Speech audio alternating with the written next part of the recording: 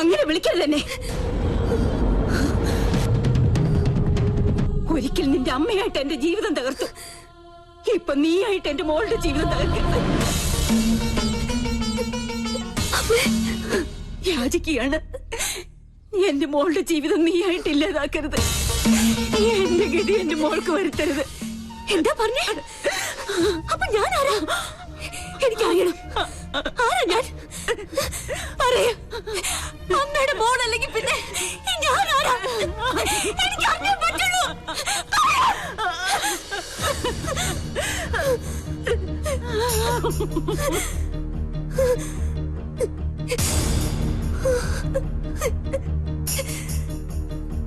മോളെ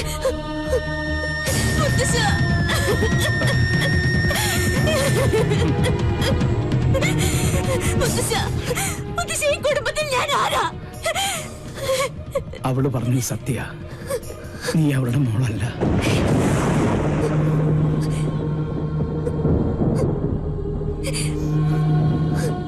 എന്നെങ്കിലും നീ അറിഞ്ഞിരിക്കേണ്ട ഒരു സത്യം മനഃപൂർവ്വം നിന്നിൽ നിന്നും മൂടി വെക്കുകയായിരുന്നു. നിന്റെ അച്ഛനു വേണ്ടി, എന്റെ മോന് വേണ്ടി, അവളുടെ ഭർത്താവിന് വേണ്ടി. അന്ന് നിന്റെ അച്ഛൻ പൂനെയിലായിരുന്നു, രാജലക്ഷ്മി ഡൽഹിയിൽ.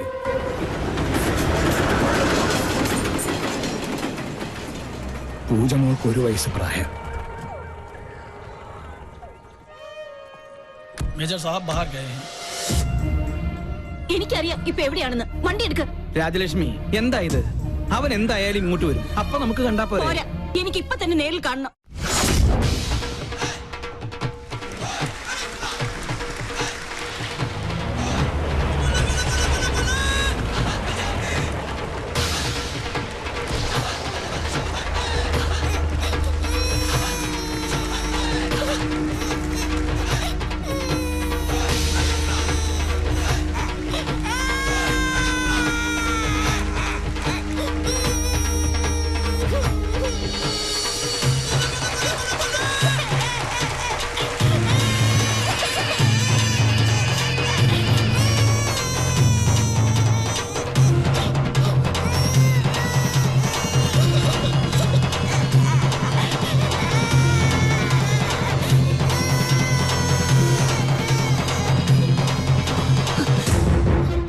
അതുകൊണ്ട് പലതും കേട്ടു.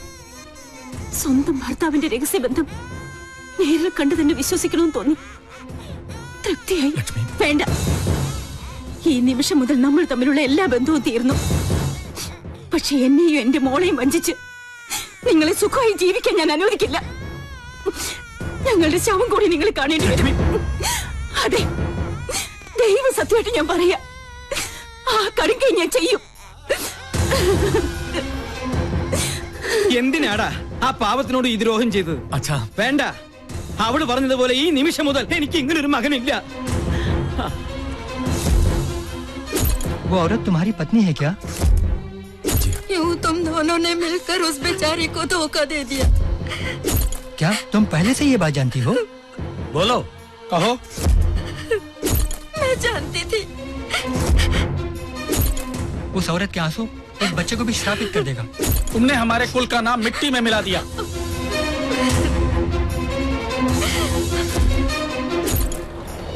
അന്ന് രാത്രിയാണ് ആ ദുരന്ത വാർത്ത ഞങ്ങൾ അറിഞ്ഞത്.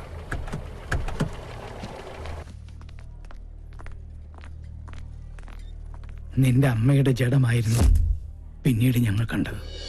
ചെയ്ത തെറ്റിന്റെ ശിക്ഷ ഇരുവരും സ്വയം ഏറ്റെടുത്തു.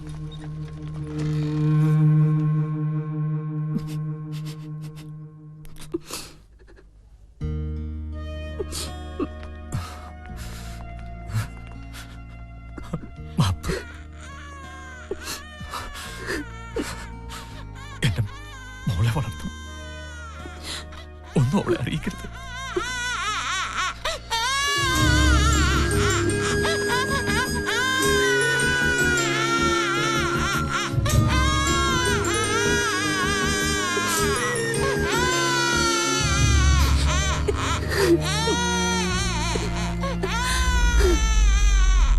അന്ന് നെഞ്ചിലേറ്റിയതാ അവൾ നിന്നെ.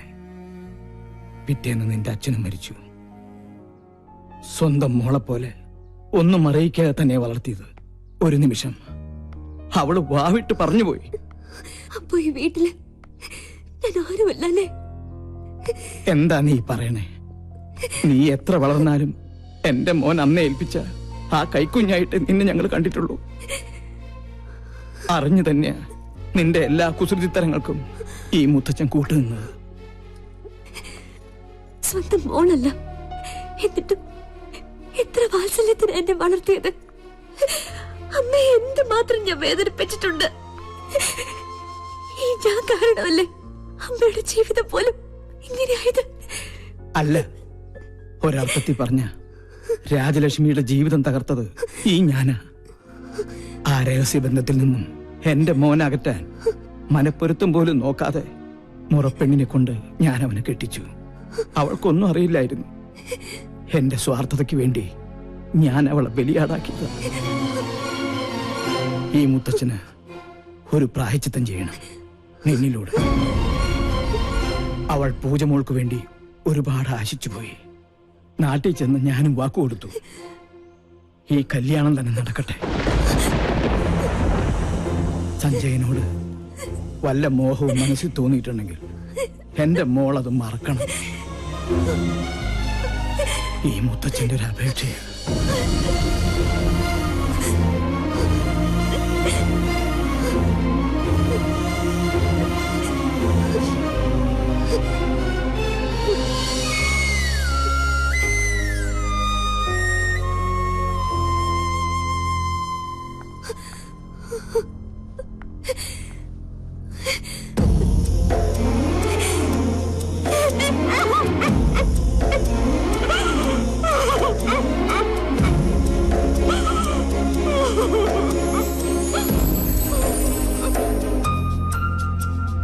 എങ്ങനെയുണ്ട്? അയ്യേ, ഇപ്പൊ എങ്ങനെയുണ്ട്?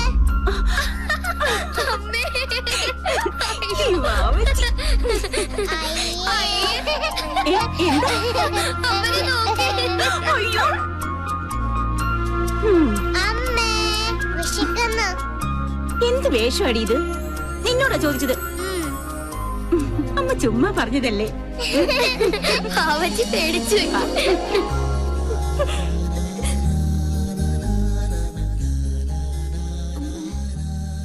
എന്താ മോളെ? മോള് ഉറങ്ങിക്കോ.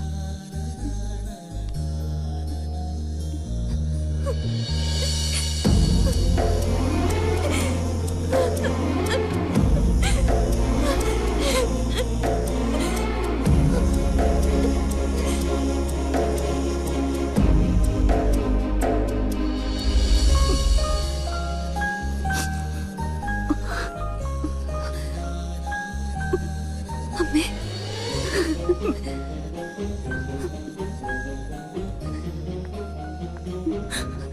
മോളെ, ഞാൻ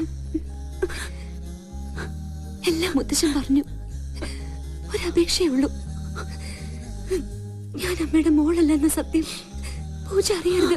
മോളെ പറഞ്ഞാൽ ആ നിമിഷം മുതൽ ഞാൻ അവളുടെ വാവാച്ചി അല്ലാതായി പോവും.